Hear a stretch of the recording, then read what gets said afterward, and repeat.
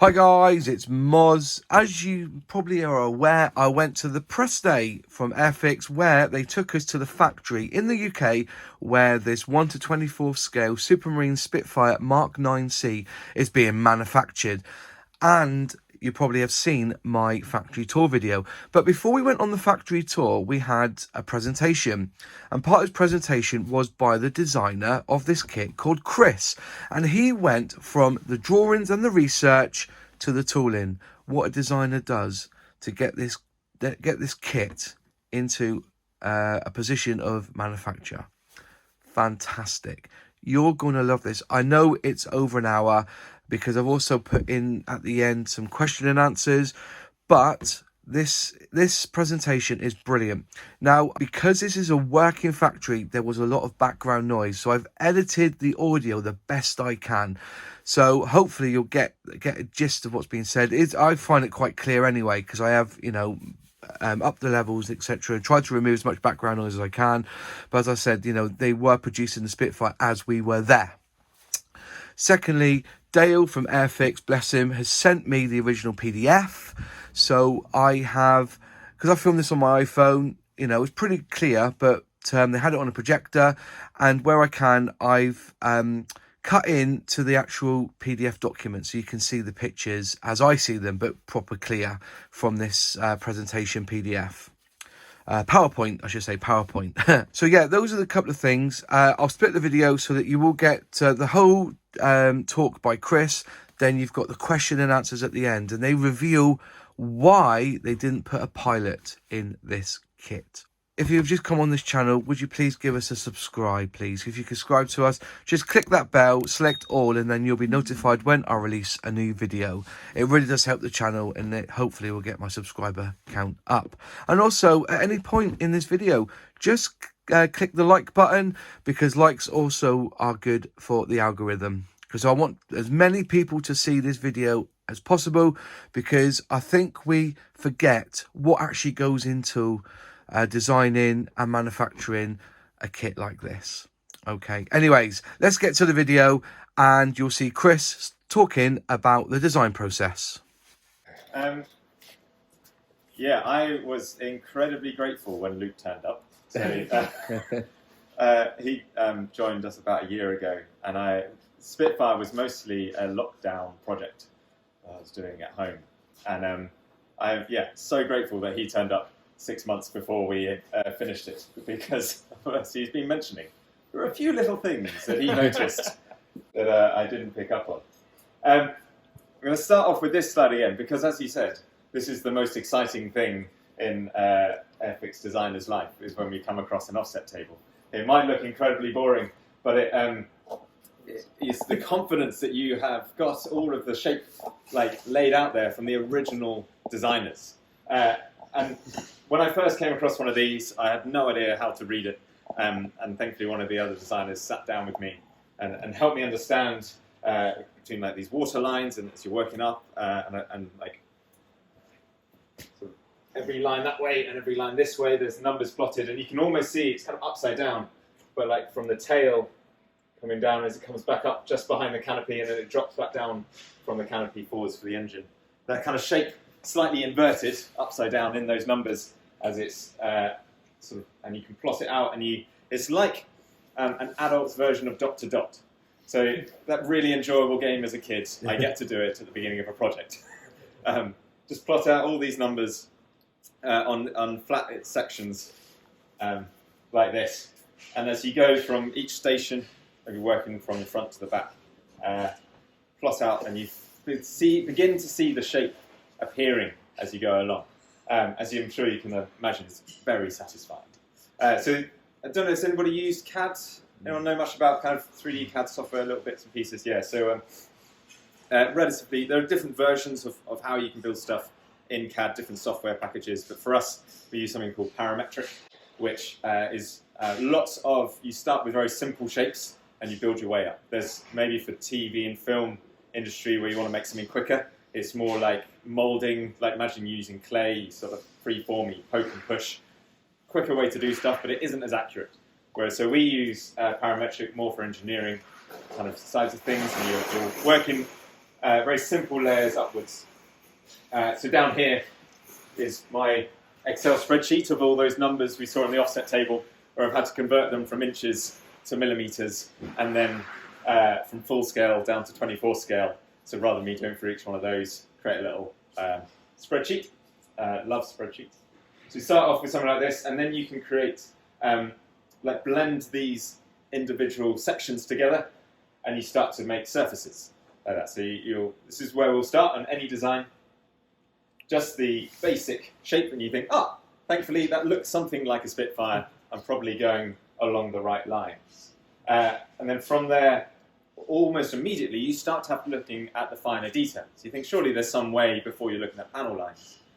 But for us, we're looking at things like panel lines to figure out how shall we split up this basic shape. You want to try and, as much as possible, hide where those splits are. You want to reduce the amount of filling and filing the final builder is going to have to do. So we'll look at these drawings, try to see where all the panel lines are, and we will fill our what we call a skeleton model, maybe like a base model, with just sections and cross planes, which are where we will split it up later. So what we want to create is one, like, a base piece of a file, piece of data, that we can then link all the other parts to. And so for this base data, you'll have the outside surfaces, and we'll also create planes, which is where we will split those parts, but perhaps we might later on down the line decide I need to tweak where that split is. So instead of changing it in two parts and trying to get it right, here I just change it in this one, and those two parts are referencing the same data, and they'll both update, and that split line will hopefully move seamlessly with nothing failing, as it does 20% of the time. But you can see we've got already starting to work out the cockpit, where the seat sits, where maybe the oxygen tanks are, where that is a sort of column down the middle is just for a light that sits underneath. And you start building it up little bit by bit. If I were to try to think of how everything went at the beginning, I would panic because my brain is not big enough. So instead, looking at, all right, I'll just start in the cockpit. What do I need to do there? Let's build that. And then move on to the wing, move on to the undercarriage. Each little step at a time. So what I'm showing here is how we go from that base model to the finished part is just a sequence of small changes, a little bit at a time, not trying to jump to the end, because that would be far too complicated. So we'll start with the base model, and you can see a couple of planes there, that like bulkhead. I'll come and point. Like this bit of data there, there's another little bit of data there, and from those I'll take it into a separate part, a different file, and start cutting that up based on these extra little bits of data. So it's now its individual part, but I know that where it splits are going to be referenced to the other part, if that makes sense. I then make it a solid part. So here the computer just sees it as it has no density at all. So we need to give it some density, make it solid. And that's also a point that you'll find out if there are any holes and issues and weird bits of anomalies that the computer is not wanting to handle. I need to go and fix that. Then we'll refine it a little bit more, cut out anything else that we need to cut out. As you can see, a space for the exhausts. Then we'll add some of the more major detail. So here you've got the Zeus fasteners hanging around the outside of this piece of cowling. Are different, obviously totally different shape to the rest of the rivets, and we want to try and show that. So we'll be measuring what's the diameter of a Zeus fastener on this, and match that in the scale as we can for 24th, but can't really so much in the smaller scales. And then here you can see there's loads of columns are just all the rivets. So we started to plot those out. So that we'll create a sketch. And there is a mixture of, we can pattern some of it, but also some of it we're just having to plot them each individually, depending on how it's lined up. So we'll have if you go back to this one, thankfully for this particular project, we had a lot of nice drawings of where all these rivets are. So we'll use this as a starting point. We will also look at photos to see how accurate this is. But we are trying to get every rivet on there in this scale. Wouldn't be so much for 48th or 72nd, just for constraints. But 24th, we have the option to try and do it. So we start to put those rivets on, as you can see up in the top corner. And then there's a few more bits of detail, maybe some hatches that maybe I missed out. I need to go back and add those. and then we can see how it fits in to the final model. Wow. So hopefully relatively quick, but maybe gives you an idea of how we go from some of the basic shapes to a detailed final part. Once we've got that part, and to be honest, all the way through the process, but we're having to check, is this going to be moldable? If it were 3D printed, we wouldn't have to bother about that. You can just make it however you like to make it. But for this process, as Mark will attest, it coming out of the mold is essential. So are we able, is it going to work? Is all the draft lines, like is everything on one side like only facing that way, or is there any undercuts, anything that's overhanging, like a piece like this? If we were to try and make that in a mold, these bits down here are blocked by this bit up here, so it wouldn't come out. We'd have to split that in half and do it in 2 layers. And thankfully the software can give us some analysis of that, so we can tweak those draft planes as well, move them a little bit. Maybe at this curved piece, if we tilted the draft plane by 10 degrees, maybe now it will be moldable in one piece. We're also looking at thickness, because as you're filling these cavities with plastic, if there's a really thick bit, that will cool down slower than the thin bit, and you might end up with sink, or the thin bit might struggle to fill. And so we're trying to get parts that have an even thickness across it, but we're trying to balance that with also a part that is a genuine representation of the real thing, and so that is always a difficult compromise to do. And we're thinking about that right at the beginning as we're splitting up parts. It's this balance of, I don't want to make it unnecessarily fiddly, but I also want to get as much detail in as possible and it to be moldable. And eventually, after about a year for this one, you end up with a file looking like this, with hundreds of tiny little parts as we've gone through these various stages. Initially just starting with the bulkheads, start off with the big bits, kind of makes sense. Why would you start off with the tiny bits? Start with those larger things, make sure I'm happy with them. Do I like how that assembles? Is that moldable? And then I'll go on to the next layer. All right, now I've got some controls to do. I've got some little handles to put in, some seats, some rudder pedals. I'm just building it up step by step each month. Like, okay, what's my next level of detail that I need to work at? Yes, and thinking about optional parts as well, like trying to think future releases. You don't want to necessarily compromise your first release, and so you might have thinner areas that you have to cut out for a part for the second one, rather than having a fill part that you'll have to go and sand and make it look as if there is no gap there at all. You're balancing that kind of what will make an enjoyable kit and make future models also enjoyable to build. So you might be able to tell there are some areas where we've split parts that are unnecessary for this model, but it gives you a hint that there might be another version coming out later. I think anything else interesting? You see the engine built up at the front there. I always quite like it looking like this. Obviously, once you finish building it, you don't see most of this. You think, why the hell have I spent all that time? But hopefully the process of getting there is enjoyable. And we have built these, all the ribs along the wings, as they are in the real thing. We've looked at the details on those and as much as possible represented it and made it as the real things. So if you really wanted to, you could rip out bits and make it look like a crashed version, and all that detail inside is there for you. And thinking about the assembly in a logical sequence is also key. Often, especially at this scale, things that in my head worked, and then when we get to the prototype, it's like, what was I thinking? That doesn't work at all. This bit's blocking that bit. I need to rip that in half, change it, and so all of those little details. So here, a little breakdown of those parts and maybe a little bit how that thought process goes. So you've got for the radiator cover, for the smaller scales, we did that in one part because we weren't trying to get so much detail on. Whereas on this, we wanted to have rivet detail wrapping all the way around that radiator cover. Now we could have used slides. So in a mold, normally just 2 halves, but for more complicated pieces, you can have molds which also have parts that come in from the side, slide in, and they have to slide back out again before the 2 halves come apart. But that's expensive to do. It also slows down the production time and adds another point of failure, potentially, along the way. So for some things, we will do that. But if I think there's a way I can do it that doesn't compromise too much, I will avoid using slides personally. And so for this, I want to split this up into 3 bits. But then I thought, well, that might be a bit weak. As you assemble those, it's going to be a bit wobbly, maybe not ideal. But thankfully underneath the radiator cover is the radiator, which is a nice big boxy bit, which I don't need to add loads of detail on, so I could mould that as a single piece, and it creates a little framework for me to stick those radiator covers onto. So this process of splitting up the parts, the location, was all problem solving. I've got this issue, how do I fix that? I'll split it into 3. Now how is it assembled? I've got this thing underneath it, but now I need some location. All right, if I cut some little chunks out of it and add some little raised extrudes to that, they'll all slot in and go together quite nicely.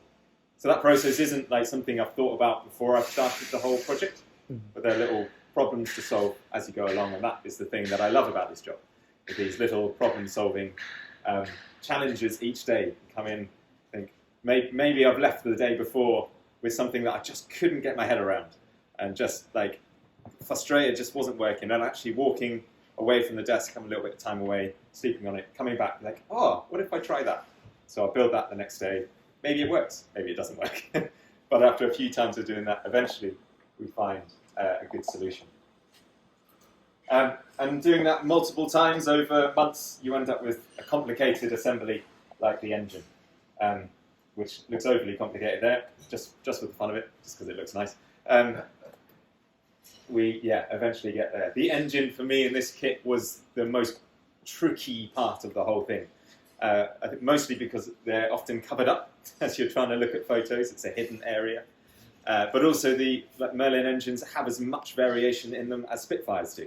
And as you're looking at pictures of Merlin engines, you've got to make sure, is it the Merlin engine from the Mark 9? And that's not always obvious from the photo you're looking at. And then trying to, like exactly where does that fit inside underneath the cowling is all a little bit figuring it out as I go along. As I start to build it up, so okay, that has to align with that, so I need to adjust this and move it there so it all fits into place. Once we've got the all those parts, we then want to work out the surface detail, which on a kit like this is obviously like something we can play with more than we can with smaller models. Those kind of textured surfaces and giving the impression of like warped metal as it's had its service life. But also wanting, as we talked about the Zeus fasteners, like differences in those tiny details so it actually comes alive. And looking at grills in different ways, even on the radiator, looking at those pictures as 2 different halves to the radiator, one cooling down the guns, one going into the engine, and they actually have different grills on the front of them. So let's create 2 different patterns that sit on that to represent that. Or on the seat, I want to make it look like fabric, to add some little ripples into the plastic, which is one of the trickiest things to do, because this type of software doesn't particularly like organic shapes, unlike stuff you might use for movies. It isn't its natural way of modelling organic shapes. So this, it loves solid edges, and so that always takes a little bit longer to create these ripples. But it does make the thing look a lot better when we get there. So yes, lots of little rivets, little hatches, and you can see on that top wing over there, just like hints of little ripples in the surface. But we also don't want to go over the top, because you don't, like, it is subtle in the real thing. You don't want it, and that can be tricky to figure out how it looks on the computer to how it will look out of the plastic are 2 totally different things. And so there's a little bit of guesswork, a little bit of looking back over previous models and seeing, okay, I lifted this up by 1/100th of a mil and it looked like that. If I lifted that up by 2/100th of a mil, it looks too much. Trying to figure that out can be a challenge.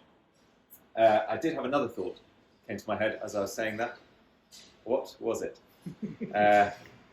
What was I saying? Different surfaces, texture. It will come back. I'm sure it will. Chris, we move on. Jen, you were talking last night on YouTube. That's like me. About the surface detail, weren't you? And it's different on one side of the Spitfire to the other side. Yeah. Yes. Yeah. So there was another kit I've done. I won't tell you what it is, but I mirrored the surface detail.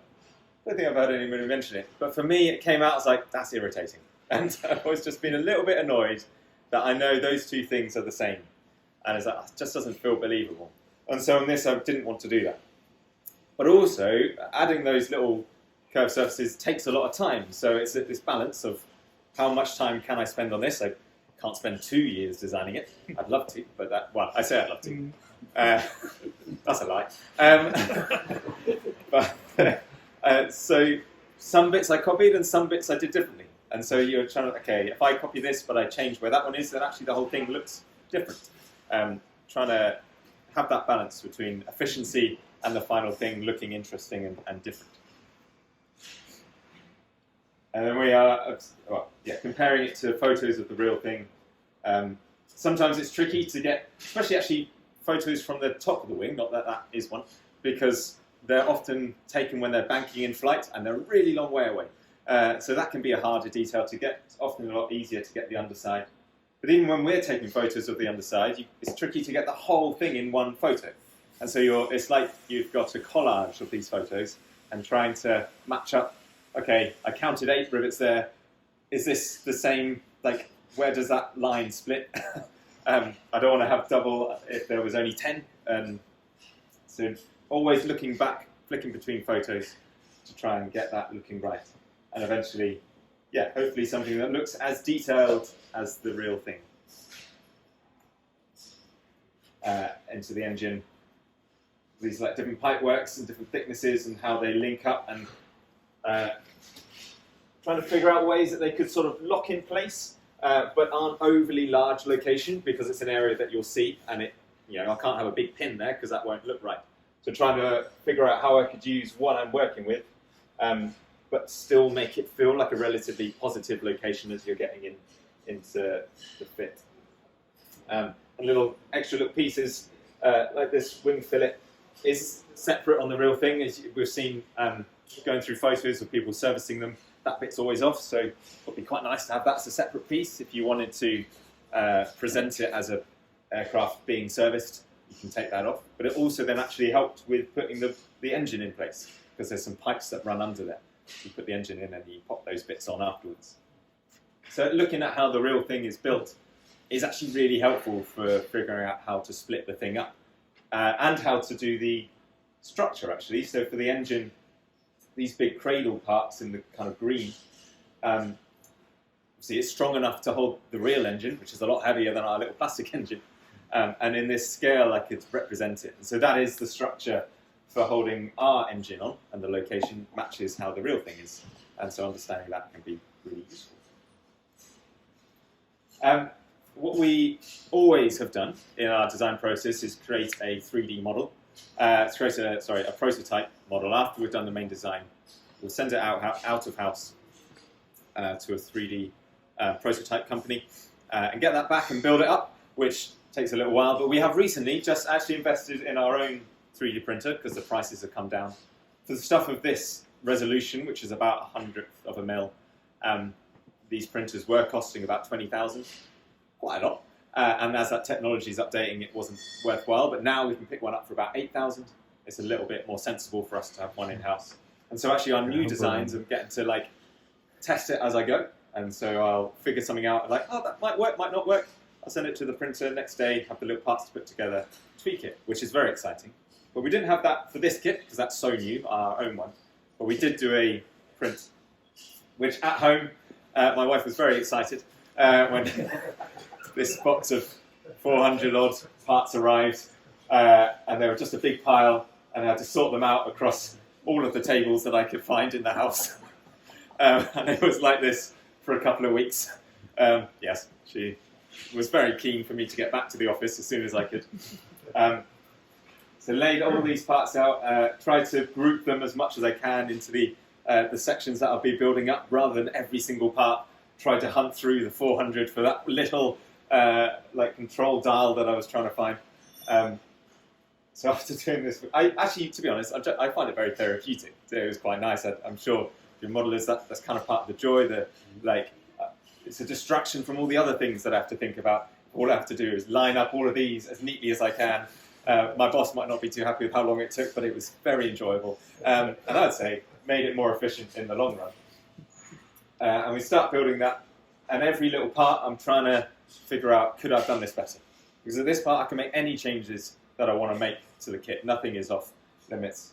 So each little bit, maybe the detail, maybe if it's too thin, maybe these bits don't go together very well. Trying to make those judgments and making notes all the way along. So making a few hundred notes as I build it. Maybe adapting the design as I go. If I think, oh, I'm definitely going to forget that later, I'll do it right now. trying to improve the kit. So after about a month, end up with the total assembly, which is a few £1,000s worth for what could then go in the bin. Like, it feels incredibly painful, but you've learned a lot of stuff along the way. Also, these the way that these things are made is using UV light to cure it.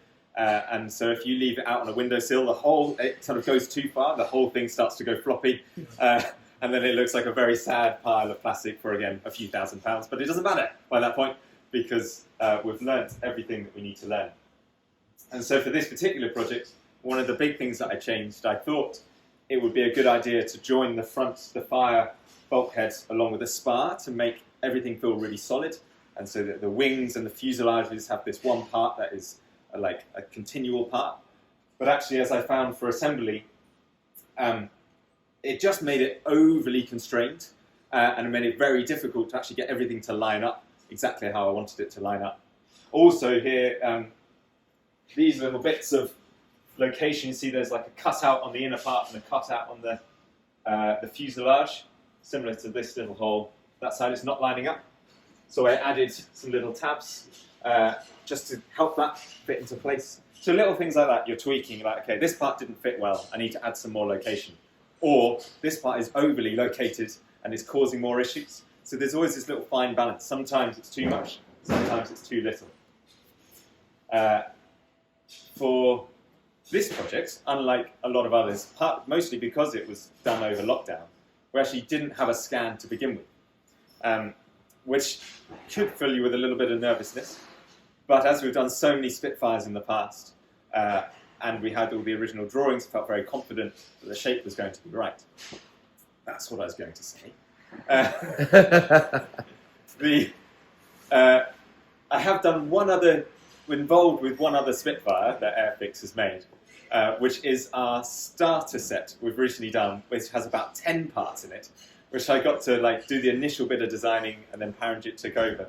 So it felt like a very strange jump to go from the simplest version of this model as I could possibly imagine to now the most complicated version that I can get my head around, which was quite fun. I quite enjoyed having a hand in both of those two things. It was good. I would probably say I think I enjoyed the simpler one more, but hopefully this one will make more money.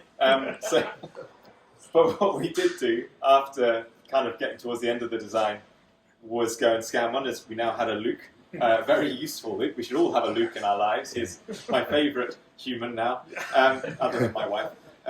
Steady. Yeah. Do you make him tea as well, do you? No, we should work on that. It gives me a huge amount of reassurance having his knowledge and expertise, but as he has started to do a lot of scanning in-house, running around the country, scanning anything that he can get his hands on, he scans a Mk.IXc. So we thought, was it Mk.IXc? Yeah, it's a T9. So we did it for Corgi, who were doing their two-seater die-cast. I thought, we can use this data just to verify what we've been doing. To make me panic like anything. I think, I don't know if I want to open that up, actually. I'd rather not know if this doesn't work. But my boss decided we probably should find out. Yes? Sorry, just a quick one. So with the scan, of course, you get the surface detail that you wouldn't get with the tables you're using. And you can predict what the surface panel lines look like. You can't see the texture of it until you do the 3D scan, can you? No, absolutely. But I guess on the flip side of that, this is just from one aircraft. Yeah.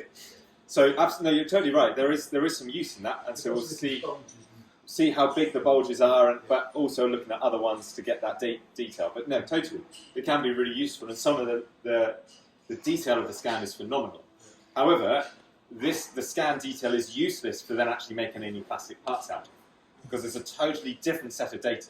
So this is like, the best way to describe it, the scan is like a JPEG, where you've just got every single little pixel is a different piece of data. So it is, it looks kind of smooth from afar, but as you get closer, it is really like jaggedy and pointy and not very smooth. Whereas our stuff is more like a vector, where it's like you have point A and point B, and the computer calculates the curve that should go in between, and so it's beautifully smooth. much more useful for actually making stuff with. Also, this data is incredibly slow to work with because the computer is constantly figuring out where that billion little individual points are in space as I move it around. Whereas the vector stuff is a bit clever at doing the calculations. It's just knows to know in 2 pieces, and it does that somehow. It does it quicker. Don't know how, didn't design it. But what I know is this can be an absolute pig to work with, and it can slow the computer right down. But thankfully, as we layered our version over this version, it was surprisingly, I shouldn't have been surprised having worked on it, it was surprisingly accurate, which meant I could go home very happy. Just some more glamour shots, really, of the inside of it. For this one, we decided to do 2 instrument panels, one with little raised detail and one without, because you're trying to. Some people prefer to use the decals, some people would like to just paint them. So for larger kits where maybe there's the space in the tool, we can do that with. Always wanting to figure out how we can make it as enjoyable for as broad an audience as possible. Yes. Anything you want to know about that? No? Great. Finally put the engine. The thing I really love with the engine in this is you could, if we wanted to, as we're building up the prototype, whereas it is tricky to get all those cowling panels on perfectly smoothly once you've got an engine inside. It is possible, because I know from the CAD it's possible, but for something that is as clinical as the CAD to then actually the real life, it gets trickier. Oh, that was another little thought I had. Luke was saying we can sometimes get too distracted by how much I can zoom into this in the CAD and figure out, oh, that looks massive, but actually in real life it's minuscule. And so we, a few years ago, CAD'd up a Bic biro, which we can put into the assembly. So when we scale out, it gives you, your brain just immediately understands how big that thing is in real life, and it's surprisingly useful. Obviously, we can look at it, we can actually take the dimensions, and I would know technically, but having a Bic biro in there helps my brain really understand the scale. A little detail, one of the other designers thought that might be useful, and it is brilliant. I haven't shown it in these pictures because it might be weird having a Bic biro in the background, but almost all the way through, that is there in my assemblies. So I always have an idea of how big that is. And there's something about a Bic biro that is ubiquitous. You just instantly, your gut knows how big one of those things is. Is that a future model kit idea, is it? Yeah, exactly, yeah. Well, there's always a panic that at some point in our prototype, we'll accidentally come back with a Bic biro. But I did not need to spend money in somebody 3D printing that. One day it might happen. Just hope it doesn't end up in the kit. Yeah. Oh, so the cowlings around the engine. As we were building up, we thought this almost certainly is going to irritate people. If they try and build the whole thing, and the cowling, they want to do it closed, and the cowling just, for whatever reason, there's so many little areas that the thing could have been glued in at 0.2 of a mil out of place, and you're building up 100, I think it's 103 parts in the engine. Somewhere along there, you could make a little error, and then the cowling doesn't quite fit perfectly. So then we figured out in the instructions, how can we can still build the cowling without any of the engine in. Because you've got some of this framework part, this bit here, with those little round holes on, is a separate bit, and you could join the cowling onto that. There's a laser on the end if you want to. Oh, is there? I'm sure I'm not used to presentations. Look at that. That would make life easier. Presentation's finished. Just said that half an hour ago. There's a laser on the end of his what's it. Yeah.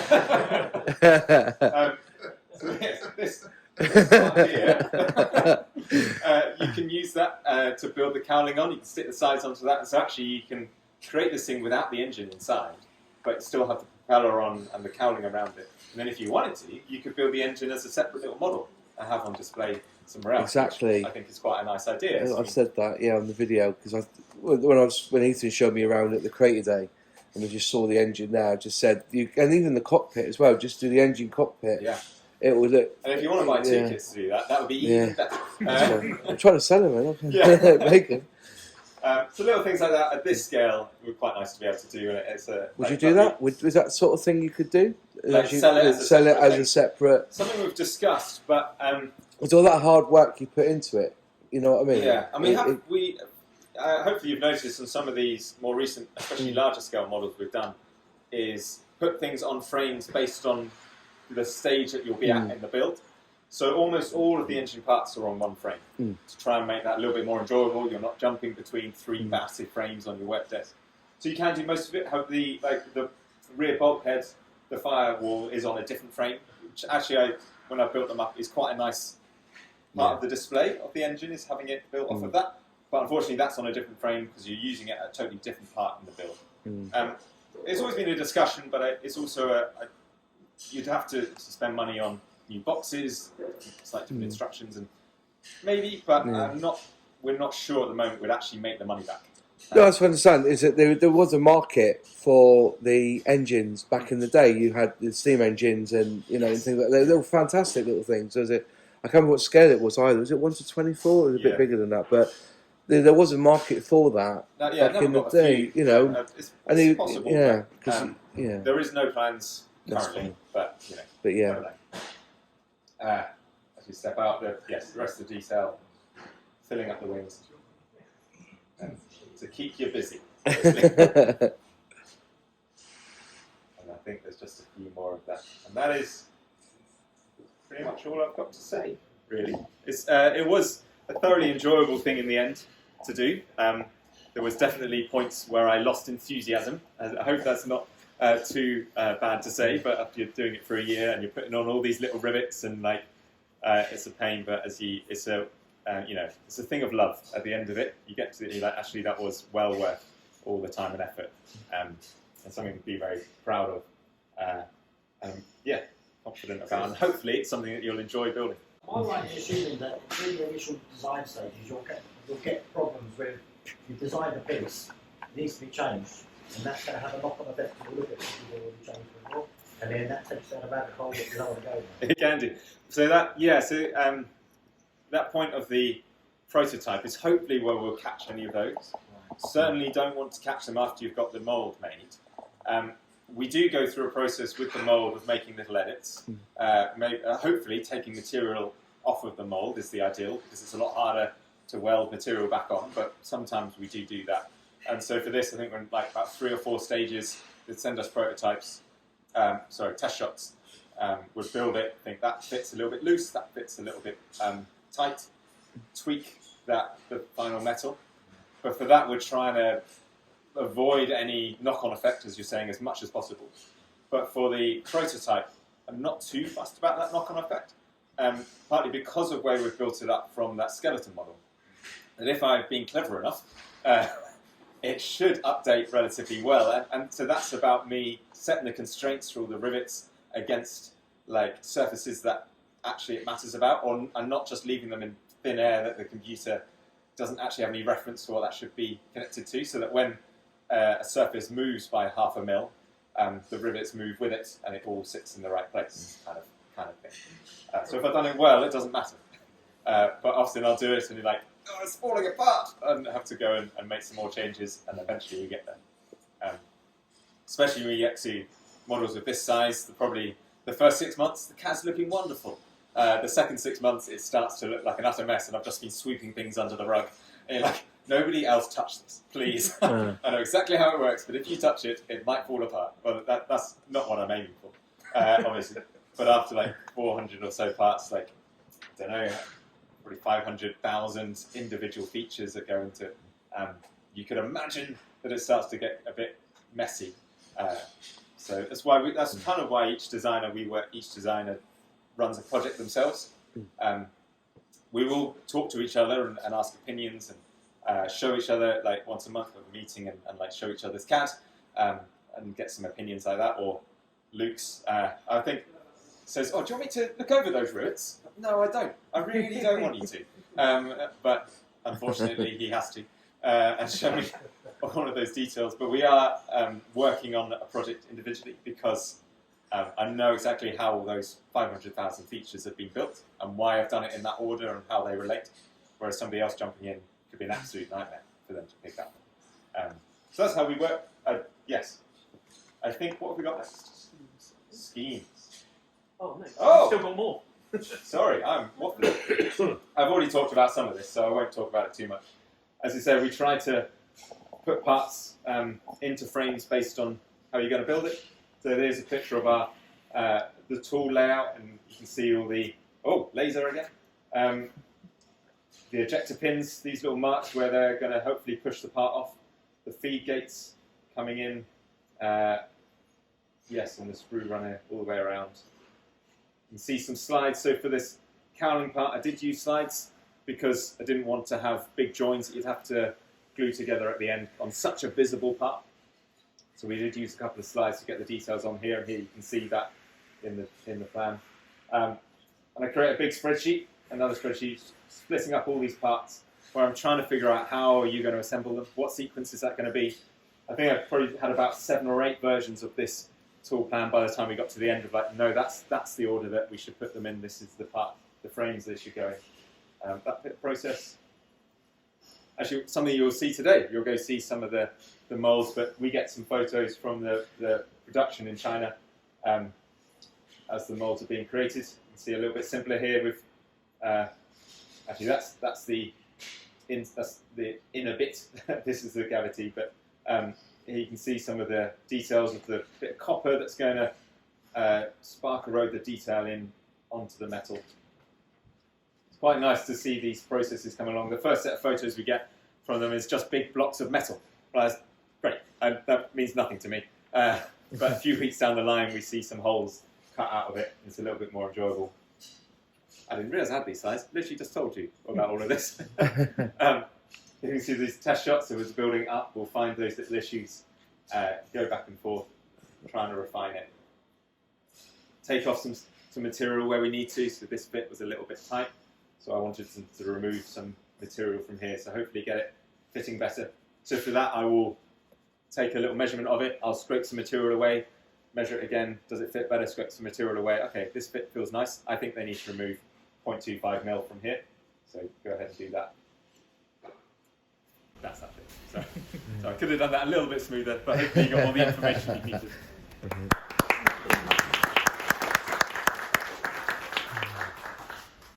Well, wasn't that fantastic? I was sat there and I just was, just listening to Chris.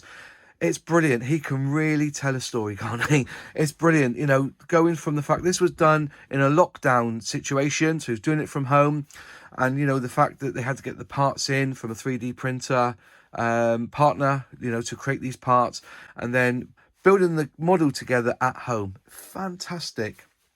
Anyways, if you're enjoying this so far, would you give this channel a like? And if you haven't subscribed yet, would you please subscribe, ring that bell, select all to be notified on any of my new videos. And I hope you are enjoying the content I've been putting out. Right, on to question and answers now. And in this section, they discuss quite a few things. In particular, the reasons of why the cowling was designed, the reasons they don't have a pilot in this kit. So anyways, let's get on and watch the questions and answers section. Again, audio was very hit and miss, so I do apologise, but hopefully you get a gist of the questions and hopefully get the correct answers that you were looking for. Yeah, Q&A, so if you've got any questions for the guys at the front or for me, I'll walk to the front. Don't all rush.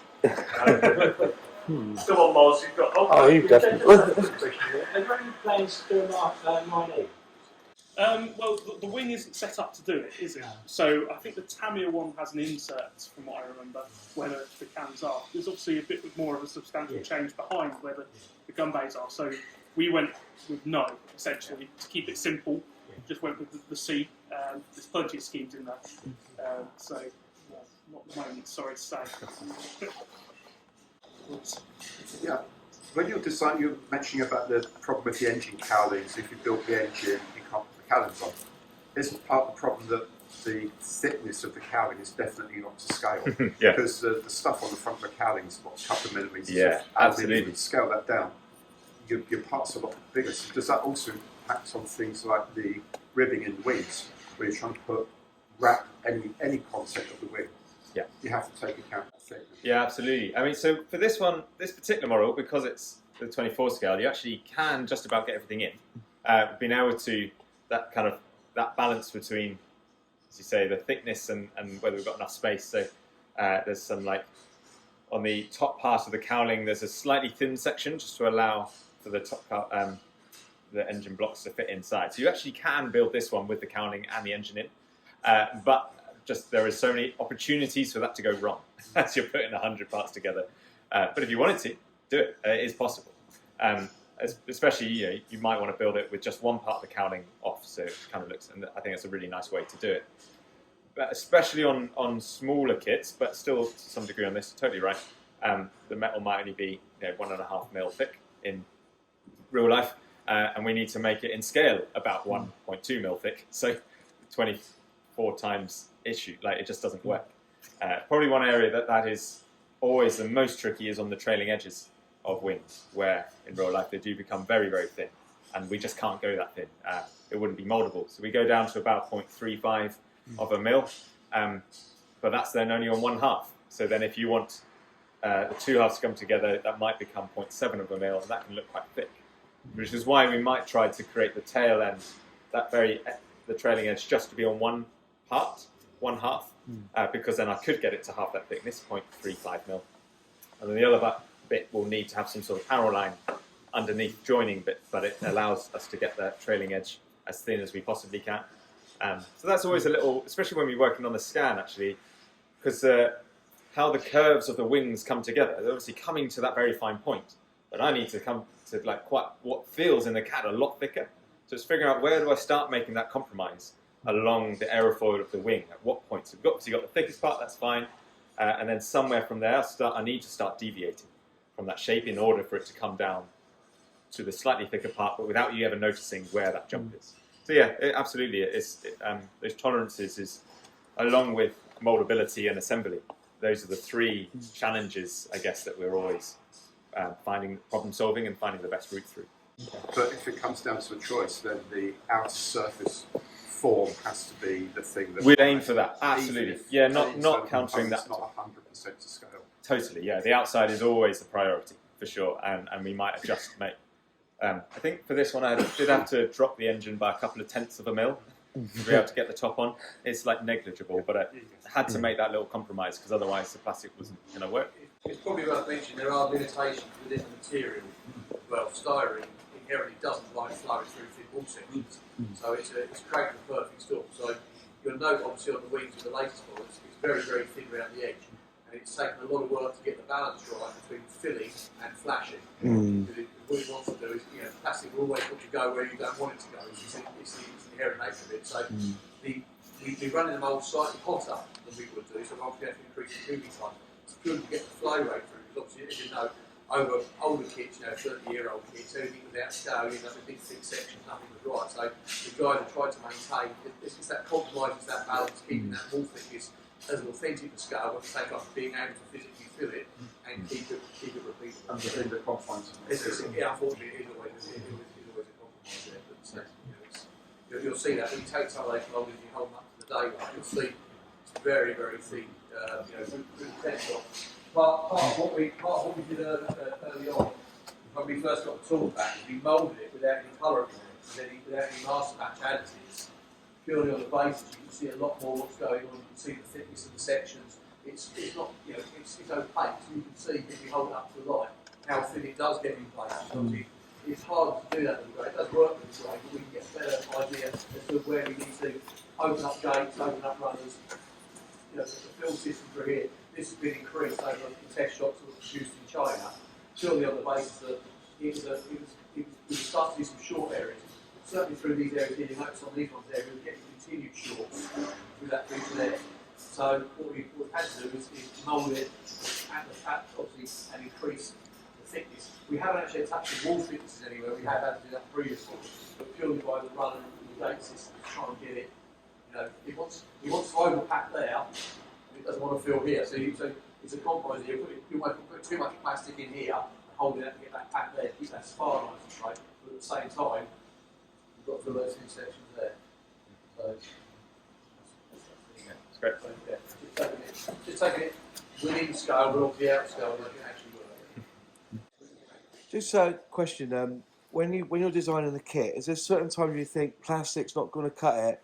Be better off doing a footer wedge part for that piece, because I see that seems to be the people look down on kits, or they look up at kits, or it comes with some footer wedge. It comes with cast wheels and rubber Is there points in the? I presume you do it to a budget, obviously, because you have to. But is there points where you're doing a build and you actually think, actually, this will be better if we gave them photo etch for this because it will look better and crisper, or manufacture it is a lot harder. But if, you know, you see what I think. You know? Absolutely. Things like seatbelts, Yeah. I guess particularly on this sort of scale, like probably would look finer in photo etch. But as you said yourself, there's the commercials, isn't there? And just as you aware, Airfix just haven't started doing photo etch in our boxes. I don't know if that will change. It's not my personal decision. No, that's right. No. But there is then a little bit less money that we would get from each one because we're paying. It would have been easier to have spent that, you know, spend all that time designing it so it fits into a plastic, to make it plastic, but then giving a photo etch to replace that bit because it's going to take too much aggro to put in a side mode, or you know what I mean. It actually, I would say, the cost-wise for adding that small part is pretty negligible. Yeah. And the design time isn't huge, so it is certainly a lot cheaper for us to be able to at least give you an option to build and allow the aftermarket too. The costs wouldn't be comparable. Like that extra little part amongst all the other hundreds of part is it was just interesting cheaper to do that than to pay like give some money. But no, I totally get it. And I think with the KT you had photo etching it, you see, so that was just maybe that was the sort of thing you were looking into. Yeah, I know Dale's there. Well, you know, it's most frustrating Dale. for me as researcher. The time it's most frustrating is when, rather than improving, so seatbelts and things like that, it's times where a variant will have like a subtle bit of surface detail that a photo etch piece would be perfect, like skin strengtheners on early mesh splits and stuff like that, and they have two little bars. You want photo etch there because you can't mould two fuselage halves just to account for a tiny change such as that. And it's like, that would solve all our problems, but you have to choose to go one way. That's right. Yeah, I was just wondering what the process of thinking behind it, because seeing the photo etch in the KT, I don't know, that's, you know, Academy manufacturers, they both do their own. But I just thought it was really nice to see that coming through, and I just thought sometimes that maybe the aggravation of doing it with plastic, you could have got over that hump by just doing a bit of photo etching there instead. Yeah, so the other thing to bear in mind is all Airfix kits are 8+ age rating. So as soon as you add photo etch, that can change. Really? Depending on the volume of photo etch. And also, not everyone wants to use photo etch. Yeah. So a 12-year-old child, let's say, 10, 12, could build this Spitfire. It's going to take a little while. It might not look very good afterwards, but could build this Spitfire out of the box. If you take and remove finer parts out of plastic and put injection moulding in, then all of a sudden they've got something else to deal with. And even modellers of old don't want to touch photo etch. So that's the approach.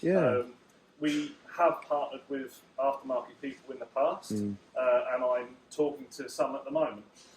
Not necessarily about Spitfire or a particular project, but just looking at utilising their skills and what they do really well, and our beautiful kits and how we can make them even better. So the aftermarket photo etch stuff is not something that we are going to get into. That's fine. From a not at the moment anyway. From a manufacturing point of view, I would much rather partner with someone that is really good with it, and ensure that they can release their products at the same time that we release the product, our core product.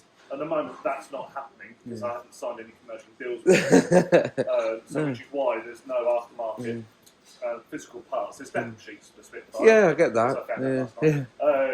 But there's no brass.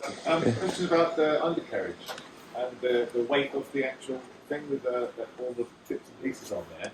Do you have to increase the thickness of the undercarriage to hold it weight? Is that something you consider? So we for this one, there was in a prototype we had the undercarriage as two parts to try and get detail on. Actually, we moulded like two semicircles the undercarriage because we could get more detail on. But it actually just felt too weak in the end. So we didn't have to make the undercarriage thicker for this, but we did mould it all in one piece and actually reduced a little bit of the moulded detail on. In order to get something stronger that would hold the weight. Does look good as well. So there was absolutely, I had to put some consideration into that. But thankfully, we didn't have to make it thicker. I guess I think maybe we would have had to, but in the scale it worked out okay. There's always you're looking at how the undercarriage assembles onto the into the wing, and will that be strong enough? Always a little bit of a concern, but again, this actually feels pretty solid. especially at these scales. For smaller scales, obviously that there is often a compromise there, and you make the location a lot chunkier than it would really be, because that often is the point of failure, is the where it locates. But absolutely, it's a challenge that we don't necessarily know until you've got a physical one, quite how heavy and quite how much is that going to take. I'm sure we could do some clever calculations, but it just saves a lot of time just to make get the prototype and well, that doesn't work. Just as a quick follow-up then, have you made it so that undercarriage can go up? So Does that have a pilot then? Unfortunately not. No, absolutely.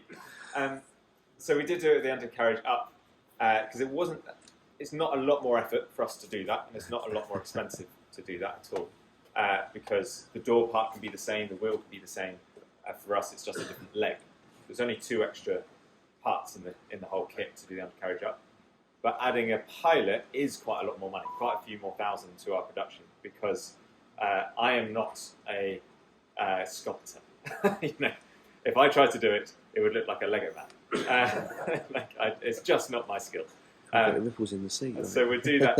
We'll send that out of house to somebody who is skilled, and it costs a lot of money to do that. It's a lot of effort. We have done, obviously, for the Typhoon, did a pilot, and for that we printed out I think it was like 4 times scaled up version of the cockpit, sent it to a sculptor, who then made a little pilot to fit inside that space, which then had to be scanned and scaled back down again to put into the mould.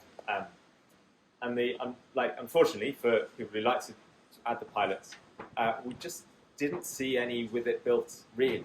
Maybe a few, but for the extra thousands of pounds that it added to the cost of the production, I don't think we sold any more, is the reality. And that's realistically the tipping point. Is it commercial sense to spend these thousands of pounds because we'll make that back, or does it make? If we didn't do it, does it make any difference? Just to add to that as well, there's a lot of positive comments about the price point. We've made a conscious effort to keep it under £100, and under £100 for as long as possible, hence 95, not 99. And I guarantee you, if we had included a pilot, I would have had to have gone over 100. Based on our commercial rules and guidelines and stuff with payback and everything else, so it would have had to go over. So, for those that want pilots, sorry, it doesn't include them. You're going to have to go elsewhere and find some pilots. But for those that don't, well done. You've got a kit for 10, 15 quid less. So it's just one of those compromises, unfortunately. That's not to say that the next super kit, 24 scale or whatever scale we do, won't include pilots. But it's something that we constantly review for every kit. I think for these larger scales, the detail for the pilot would have to be a lot more and would have to fit in well. Whereas some of the starter kits, it doesn't really matter if the hands are on the controls or not at that sort of scale. So we can use our data for other models and move it into that one because it generally fits, but you couldn't get away with that at this scale. Which is why you might see it on some smaller scales. But Could we use the Typhoon pilot in the quick one? Could we use the Typhoon pilot in the Spitfire? Controls are in different places. Where the pedals are in slightly different places. So maybe, but you probably would end up having to do some fiddling with it as the final customer, cut the legs and adjust them potentially. It's an interesting question. It's a great question, but. It's probably installed on a sprue with other parts as well. Yeah. Ended up having an old, quarter Typhoon to. It's a good question. Right, one more, Jeremy. Yep. Well, the original Spitfire 1A had a special pilot made for it, so theoretically you should fit inside it, but you probably won't. A quick observation, on the clear parts, you moulded the correct blown canopy, and it's in the instructions it says there is a thin, very thin line, which you also moulded one, just that way, so that if people make a pit's ear of it with a bit of sandpaper, they can't polish it out. And so I thought it was a rather nice touch. Thank you. Touch, that was something which it felt kind of something we'd have to do right from the beginning, to be honest. It's obviously, there's a big chunk of that tool that have 2 things and you'll only ever use one of them. But it just doesn't quite look right without that undercut on the blown canopy. but yeah, quite tricky to then get rid of that seam line where those two slides have come together to create that outer shell. It's inevitable. You would end up with a seam line there. And the one without the bone isn't too far off. I guess the clear kind of tricks your eye a little bit. And also it gives you an option, I guess, if somebody, you could use it as a masking part while you're spraying as well. Quite useful little additional bonus of having to like that. But no, thank you for noticing. Yeah, we all noticed it. Yeah. Right, we're going to have to stop there, but question and answers, obviously, for the rest of the day. I just need to move on to love. Well, there you go. I really do hope you enjoyed that. I found it all fascinating. Luke did a presentation about the decal scheme and the research that went into this kit. I will put that video out in the next couple of days. So if you could just subscribe and ring that bell to be notified when I release a new video, you will see that video coming soon. Thank you very much for watching. Again, big thanks to Dale and all the Airfix crew that were there at the day. Thanks to Mark Thompson from Plastech for inviting us there, or allowing us there, I should say. It was Airfix who invited me, but he allowed us to go in and film. If you've not seen the video with Mark going through the manufacturing of this kit, I will leave a link here. And also, if you would like to see the other videos on this Spitfire, I will leave the playlist here. Thanks a lot for watching. Give us a like, and I'll see you in the next video. Cheers.